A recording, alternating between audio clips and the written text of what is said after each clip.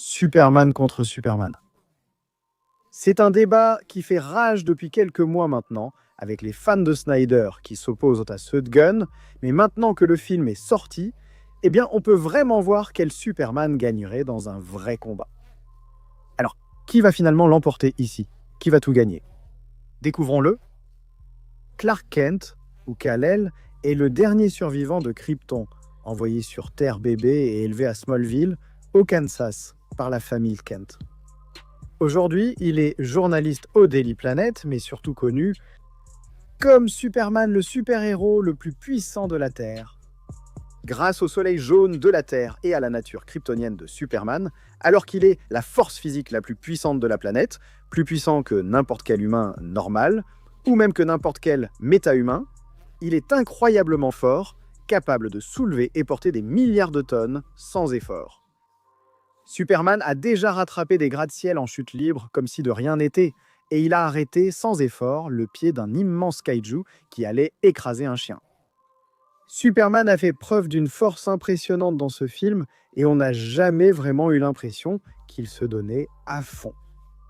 Et toute cette force se manifestait aussi chaque fois que Superman donnait un coup de poing. Il a facilement fait chanceler le monstre kaiju, il a pu assommer les soldats Raptors d'un seul coup chacun, et il a pu échanger coup pour coup avec Ultraman, qui était censé aussi fort que Superman, et Lex a dit qu'il était même plus puissant que lui. Superman a aussi montré une sacrée résistance. Son corps est incroyablement dense et solide, et il est entouré d'un champ électromagnétique surpuissant. C'est un homme difficile à mettre à terre. Pratiquement rien ne peut vraiment le blesser. Seuls des êtres d'une force égale peuvent à peine lui infliger une égratignure. Et la kryptonite, bien sûr. L'avantage pour Superman dans tout ça, c'est le soleil. C'est une batterie solaire vivante. Chaque fois que Superman est blessé, il peut pratiquement se soigner instantanément simplement en étant exposé au soleil. Mais même lorsqu'il n'est pas à pleine puissance, Superman a pu survivre en étant près d'un trou noir et en nageant dans une rivière d'antiprotons, ce qui déchirerait un humain normal en morceaux dès qu'il la toucherait. Superman peut se déplacer et voler à des vitesses supersoniques, capable d'aller plus vite que la vitesse du son, voyageant des États-Unis jusqu'en Antarctique en seulement quelques secondes. Superman a aussi démontré sa vitesse folle lors d'un combat. Il est capable de traverser les champs de bataille en un éclair, d'esquiver et de contrer des attaques à grande vitesse et de réduire les distances en quelques millisecondes. Il possède également une vision thermique puissante et un souffle glacial, dont il fait preuve d'une grande créativité, surtout en combat. Il a réussi à éliminer d'un seul coup tout un groupe de soldats Raptors avec sa vision thermique et a même utilisé son souffle glacial pour résister à l'attraction d'un trou noir.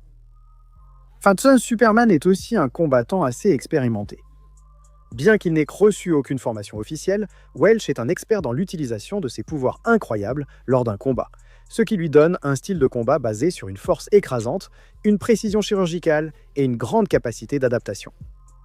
Et à cause de cela, Superman perd rarement un combat, mais il se donne aussi rarement à fond lors d'un affrontement, s'arrêtant souvent en cours de route pour essayer de sauver les personnes autour de lui. Krypton est en train de mourir et personne ne veut vraiment l'admettre. Enfin, personne sauf Jor-El et Lara, ce sont les seuls qui semblent avoir une idée de ce qui se passe. Et leur seul objectif à partir de ce moment-là est de sauver leur fils Kal-El. Alors ils ont construit un vaisseau spatial à la taille d'un bébé et l'ont tout simplement lancé dans l'espace, l'envoyant à toute vitesse vers la Terre.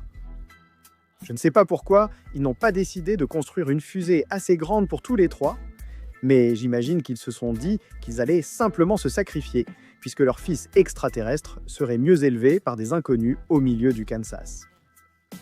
Ils ont vraiment eu de la chance aussi, parce que Kal a atterri dans le jardin de Jonathan et Martha Kent. Et donc, au lieu de devenir un dictateur tyrannique doté de pouvoirs divins, il est devenu Clark Kent, Superman, le plus grand héros du monde. Grâce à son exposition à un soleil jaune, Superman, comme tous les Kryptoniens, a acquis des pouvoirs divins. Littéralement des pouvoirs divins. Superman était le membre le plus puissant de la Ligue des Justiciers, dépassant facilement Wonder Woman en force. et il est même à la hauteur du beau gosse Zeus ici présent. Et l'un de ses principaux pouvoirs est la super force. Et Clark a accompli beaucoup de choses impressionnantes.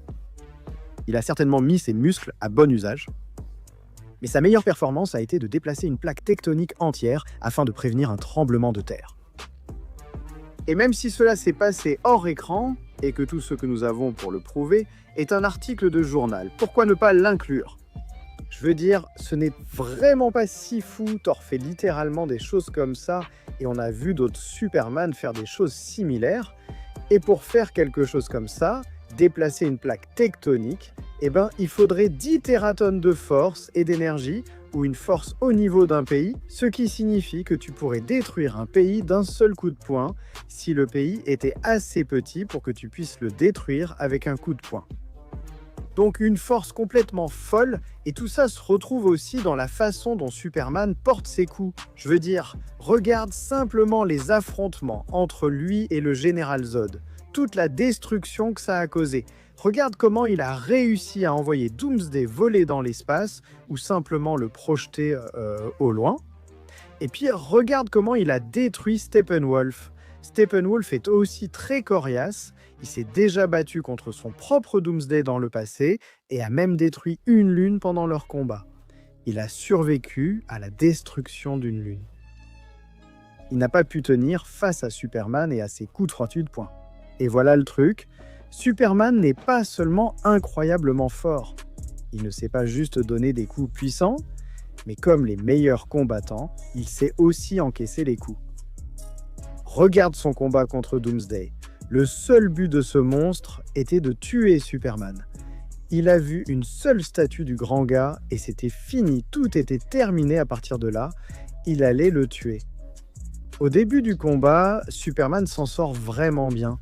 Il le fait sortir de Metropolis, il le fait sortir de la ville, il l'emmène dans l'espace, et bien sûr, c'est là que l'armée a décidé de lancer un missile nucléaire en pleine figure. Ce n'était probablement pas la meilleure idée, surtout avec le recul. Mais voilà, même si Superman a été blessé, il a encaissé l'explosion, il a pris une bombe nucléaire en pleine figure. Il était de retour dans le combat quelques instants plus tard. Il est même possible que Superman ait été affaibli par la kryptonite de Batman plus tôt dans la nuit. Donc si cela n'était pas en jeu, il aurait peut-être encaissé cette bombe nucléaire sans problème. Et ce n'est vraiment pas la seule fois où Super Anna a encaissé une attaque à un niveau aussi astronomique. Parce qu'il y a aussi la machine mondiale. La machine mondiale est une machine kryptonienne de terraformation. Elle est utilisée spécifiquement pour convertir l'atmosphère d'une planète et la composition même du monde afin qu'elle ressemble davantage à Krypton, permettant ainsi aux Kryptoniens de s'y installer facilement et de coloniser l'endroit. Le simple fait que la machine mondiale atterrisse a suffi à anéantir complètement une montagne, ce qui signifie déjà qu'elle est faite d'un matériau capable de résister à un impact destructeur de montagne. Et non seulement Superman l'a détruite, mais il l'a fait alors qu'il était affaibli et qu'il se tenait sous un rayon de gravité qui terraformait la Terre à lui seul. Je veux dire, oui, c'était un processus lent, mais c'était une gravité qui modifiait et changeait la planète entière elle-même. Superman était à l'épicentre. Il encaissait toute cette force, toute cette puissance, et il l'a dominée réellement en la traversant en volant. C'est fou, mais voilà, Superman n'est pas seulement fort, et il n'est pas seulement résistant. Non, ce ne sont pas les deux seules choses qu'il a pour lui. En fait, il a tout un tas de pouvoirs, comme son souffle glacial, son cri supersonique ou sa vision thermique. Oh mec, avec sa vision thermique, il peut découper du métal net et faire exploser des trucs. Et on pensait qu'il pouvait atteindre des températures aussi élevées que 10 000 degrés Fahrenheit. Mais maintenant ?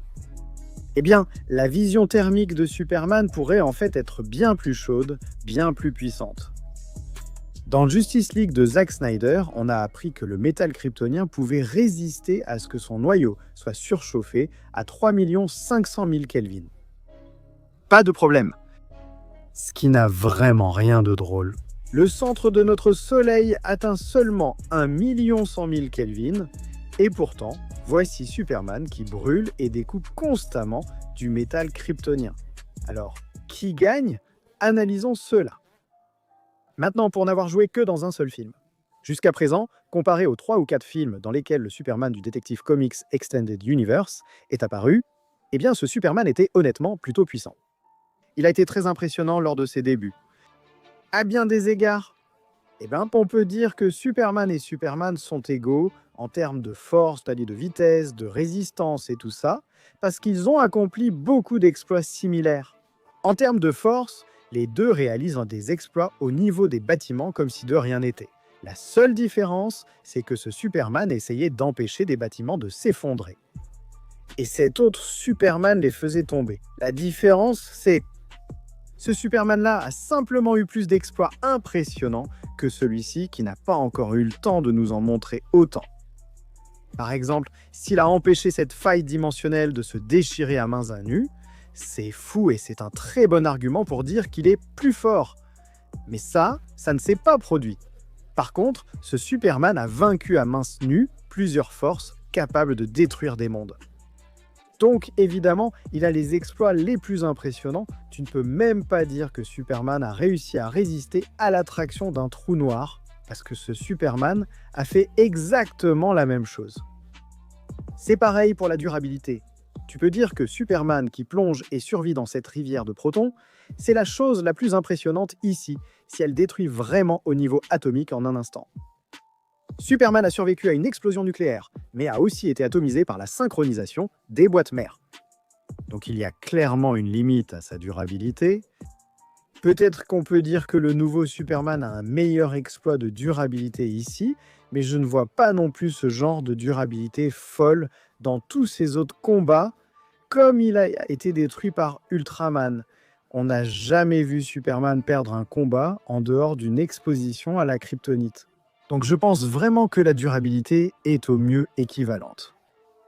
On peut même dire que le Superman du Detective Comics Extended Universe a une meilleure durabilité vu la façon dont il s'est relevé à chaque combat. Et il n'y a vraiment aucun doute que le Superman du Detective Comics Extended Universe est le plus rapide ici. Rivaliser avec Flash est évidemment plus impressionnant que tout ce qu'on a vu de Superman jusqu'à présent. Il a clairement montré de meilleurs exploits de vitesse. Ils sont probablement égaux en vision thermique. Superman du Detective Comics Extended Universe prend l'avantage avec son souffle glacé en ayant surmonté ce trou noir, mais dans un vrai combat? Eh bien, c'est le combat de Superman du Detective Comics Extended Universe à perdre ici, parce que c'est lui le vrai combattant. C'est le tueur, ce Superman est bien plus comme un vrai Superman qui essaie de finir le combat et de sauver la vie de tout le monde dans le processus, y compris celle de la personne contre qui il se bat. Et à cause de ça, il se donne rarement à fond et il ne se bat clairement pas pour tuer. Ce n'est pas la même chose pour Superman du Detective Comics Extended Universe pour commencer. Il ne semble pas du tout se soucier des dégâts collatéraux, donc il va être beaucoup plus concentré sur le fait de vraiment mettre Superman du univers cinématographique Detective Comics à terre. Deuxièmement, Superman du Detective Comics Extended Universe n'a aucun problème à se donner à fond et il va vraiment se battre avec l'intention de tuer. Il dominait complètement Zod et a fini par le tuer. Il a tué Doomsday aussi. Et même s'il n'était pas celui qui a tué Steppenwolf, mec, on aurait dit qu'il en avait vraiment envie. Il ne se retenait pas du tout. Et je pense que c'est la plus grande différence entre ces deux personnages. Ce Superman est physiquement plus puissant à ce stade. C'est sûrement parce qu'il a joué dans davantage de films. Le Superman du univers cinématographique Detective Comics à ce rythme le surpassera probablement à un moment donné. Du moins, c'est ce que je pense. Mais Superman dans le Detective Comics Extended Universe va vraiment se battre, vaincre et tuer. Le Superman du univers cinématographique Detective Comics ne fera tout simplement pas ça. Et c'est pour ça que, clairement, le Superman du Detective Comics Extended Universe l'emporte ici. Superman gagne.